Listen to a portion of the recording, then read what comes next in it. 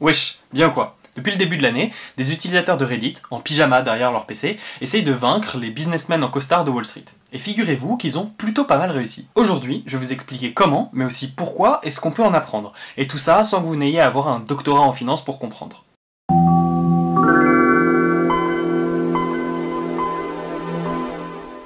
Pour comprendre cette histoire, il faut d'abord comprendre trois concepts qui, une fois rassemblés, expliquent parfaitement ce qui s'est passé. GameStop, le marché des actions et Reddit.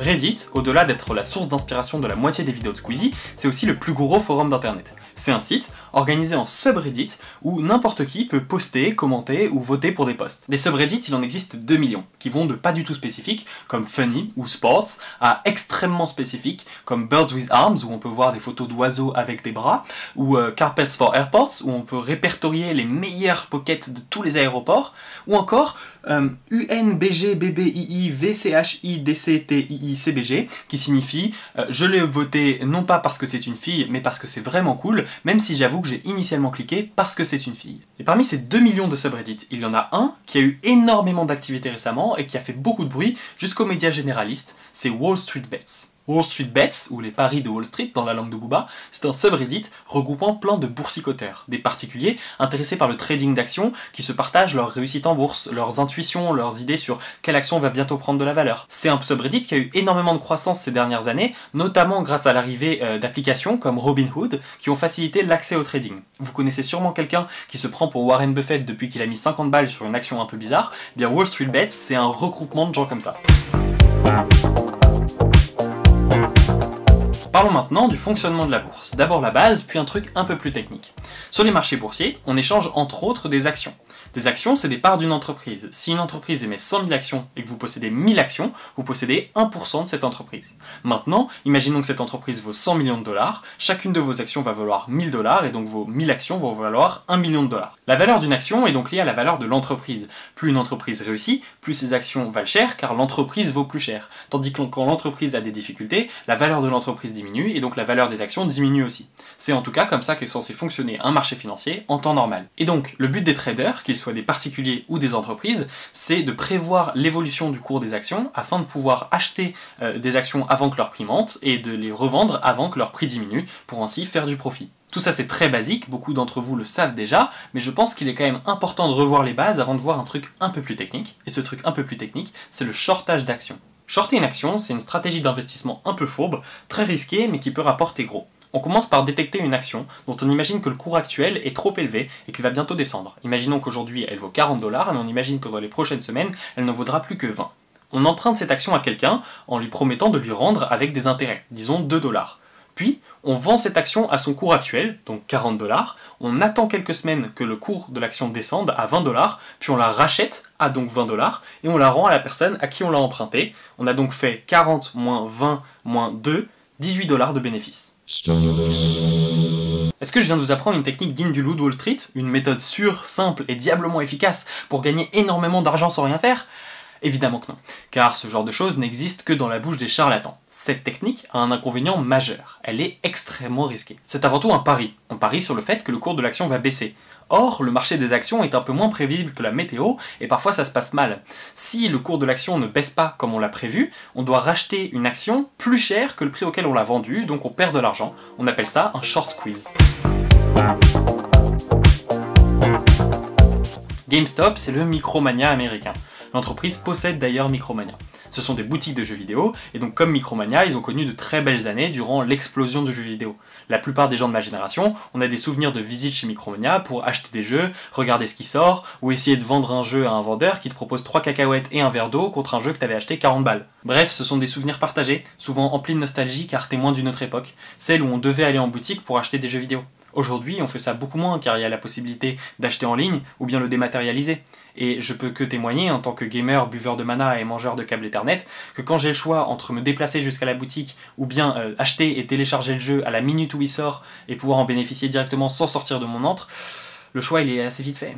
Je suis un putain de geek, je suis un nerd. Tout ce que j'aime, c'est manger des cartes graphiques, des clés USB. Tout ça là, moi j'aime bien. Comme Micromania, GameStop a vu ses ventes énormément diminuer ces dernières années. L'entreprise était dans une situation extrêmement délicate où elle a dû fermer des magasins et elle était menacée de faillite. Comme on l'a dit plus tôt, une entreprise en mauvaise santé, ça signifie que sa valeur diminue et donc la valeur de ses actions diminue.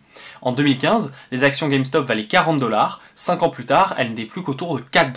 Voilà pour le contexte, passons maintenant aux événements. Ça commence en fin d'année 2020, lorsque GameStop publie ses résultats annuels. Et ils sont très décevants. Malgré l'arrivée sur le marché de la PS5, de la Xbox, la dernière génération de consoles, ils n'ont pas réussi à augmenter leurs ventes, elles ont même diminué. Certains analystes prédisent que le cours de l'action GameStop va continuer à diminuer et s'effondrer même de 50% dans les prochains mois. Wall Street s'est rempli de requins. Dès qu'ils sentent une goutte de sang, ils se ruent sur leur proie pour essayer de la dévorer vivante et se faire de l'argent.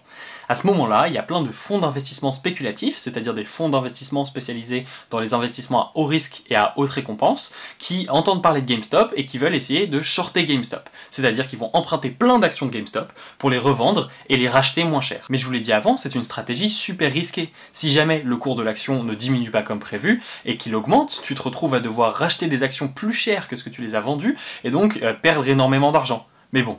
Pour ça, il faut que le cours remonte, et vu la situation catastrophique dans laquelle était GameStop, avec non seulement le désintérêt pour les jeux vidéo en physique, mais aussi la crise Covid, il n'y avait aucune chance pour que ça se passe,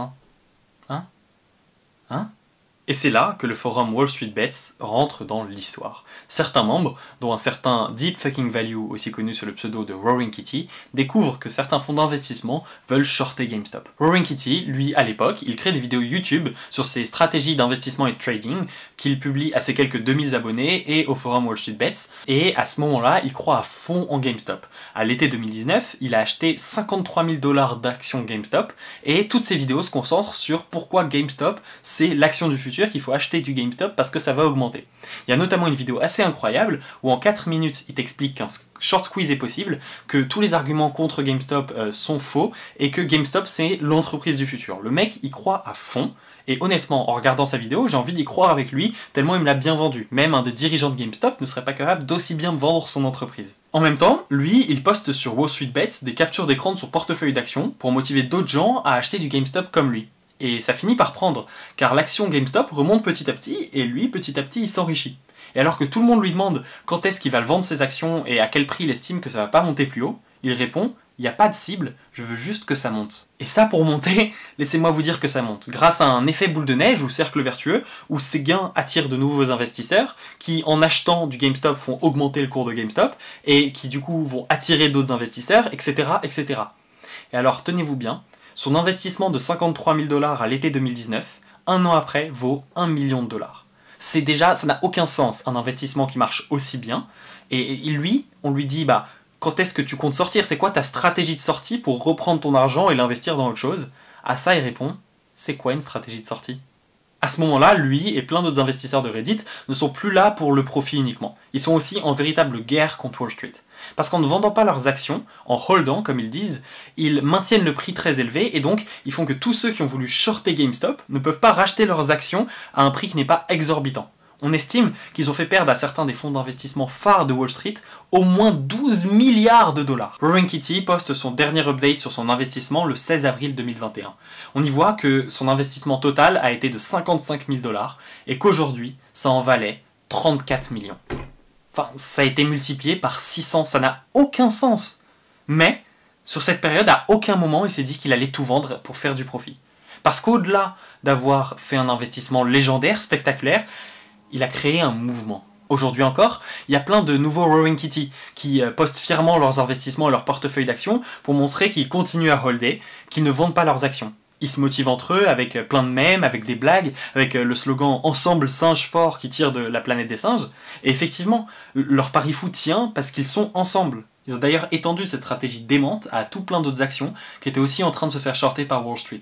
Et souvent, c'est le même type d'entreprise, c'est-à-dire des entreprises qui évoquent de la nostalgie à une génération qui a aujourd'hui entre 20 et 35 ans. Donc GameStop, on en a parlé plus tôt, mais aussi les cinémas AMC, qui leur rappellent les sorties de leur enfance mais qui sont aujourd'hui en difficulté face au Covid, ou les BlackBerry et Nokia, les téléphones de leur adolescence, qui aujourd'hui sont complètement à la ramasse. Il y a ici vraiment tout un symbole, encore une fois, dans le choix des actions. Il y a un vrai attachement à ces entreprises. Bon, du coup vous l'avez compris, cette histoire de Reddit qui fait plier Wall Street, elle est complètement folle, et c'est pour ça que je voulais vous en parler. Mais il y a aussi quelque chose d'encore plus intéressant, je pense, à aller chercher sur les raisons qui ont amené ça, et ce que ça dit à la fois des marchés financiers et de notre génération. La première chose que ça dit, c'est que les règles du jeu ont changé. Traditionnellement, pour investir en bourse, il faut contacter sa banque, ensuite suivre les informations boursières à la télé, dans les journaux, ou bien payer un analyste pour qu'il vous conseille, alors que maintenant, vous allez sur Reddit et vous suivez la masse. Et le fait que ça soit une masse, c'est ce qui redistribue les cartes complètement. L'avantage majeur des fonds d'investissement traditionnels, c'est leur force de frappe, leur poids. Leurs actions impactent directement la bourse, alors que le boursicoteur du dimanche, lui, il ne pèse rien. Là, on a affaire à quelque chose d'inédit, une masse unifiée d'individus qui agissent pareil. C'est-à-dire qu'ils ont le même poids, la même force que les fonds d'investissement de Wall Street, sauf que au lieu d'être des requins en costume de luxe, c'est des geeks avec des t-shirts de chat.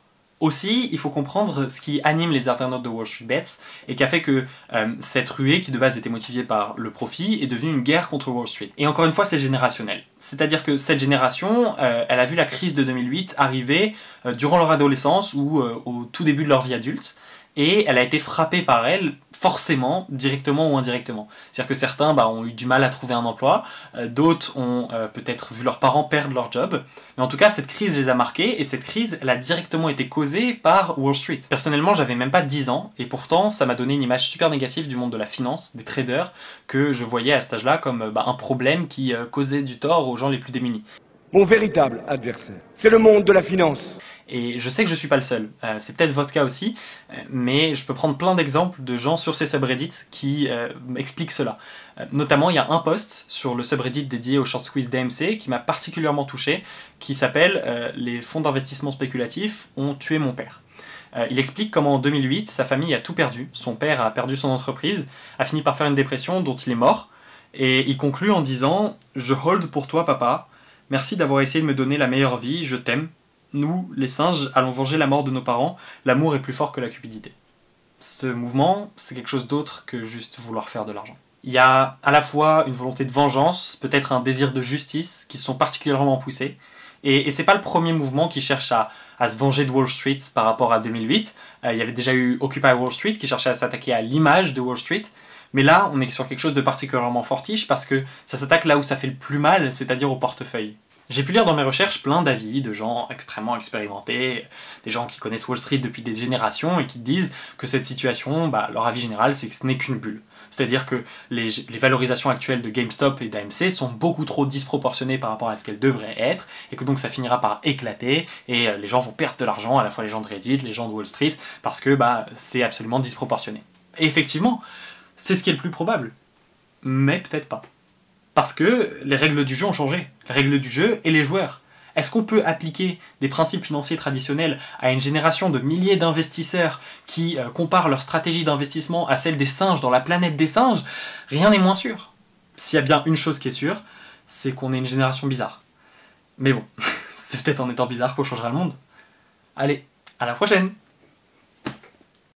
Salut, c'est Nathan du montage, actuellement en Italie. Je finis ce montage ici et je viens de me rendre compte que je vous ai pas demandé de vous abonner ou de lâcher un pouce bleu, enfin ce que font les vrais youtubeurs. Et je le fais assez rarement dans mes vidéos, mais voilà, si vous n'êtes pas abonné, ça ferait plaisir que vous abonniez, ça me montrerait du soutien. Et puis voilà, si vous voulez lâcher un petit pouce vers le haut, ça me ferait vraiment plaisir. Cette vidéo, elle était assez balèze à écrire, du coup voilà, ça serait une bonne forme de soutien.